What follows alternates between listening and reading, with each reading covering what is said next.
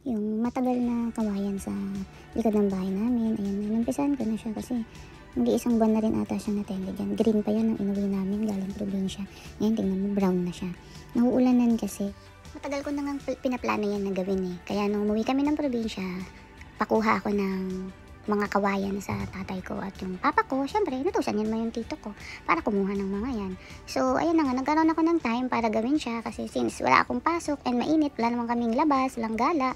So, ayan na lang yung pinagagawa ko. So, naging construction worker na naman po ang person for today's video. Naisipan ko siyang gawing pang bakod, gawa ng mga aso nga namin dyan, mga masyadong mababait. Kaya pag nagtatanim ako, yung mga halaman ko sa harapan, ayun, kinakain lang naman nila kasi mga ano sila vegetarian kasi sila. So, yan lang naman yung reason kung bakit ako gustong magpabakod.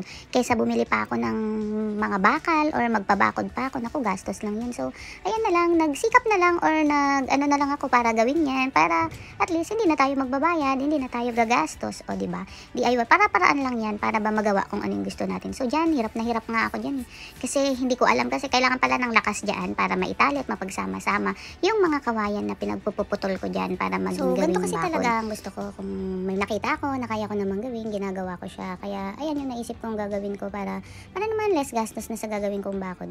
Kaya naisipan ko na lang din, itali-tali na lang din yan. Pero hirap talaga akong gawing mahigpit yan. So, sa mga oras na yan.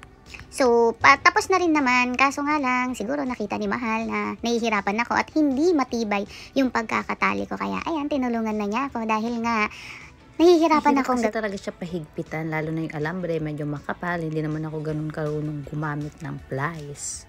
Yan yung mga aso namin, makukulit. Parang may galit pa talaga ako, no? Kasi may pagdiin talaga sa mga aso. So, ayan na nga, nagkaroon na kami ng bakod. Nagpatulong ako kay Mahal para pukpukin niyang mga mini bakod na ginawa ko para at least kahit papano hindi na maakyat ng mga alaga naming aso yung mga halaman na tinatanim ko dyan. So, yun lang. Thank you kay Mahal kasi nandyan siya nakaalalay. Kita niya siguro akong nahihirapan na. So, tinulungan niya ako. Hanggat maaari kasi pagkaya ko, hindi talaga ako manghihingi ng tulong.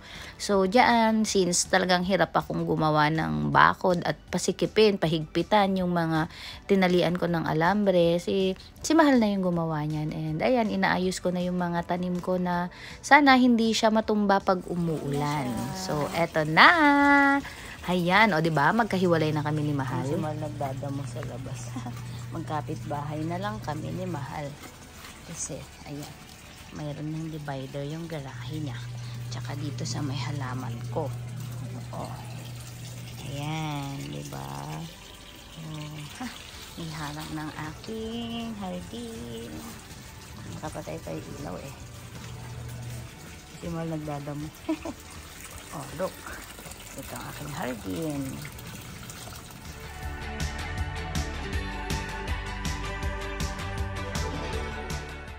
Tada! Nalagay din. So, next video na lang po, pipinturahan ko yan. Comment down below kung maganda ba yung pinturang white or light gray. Thank you for watching!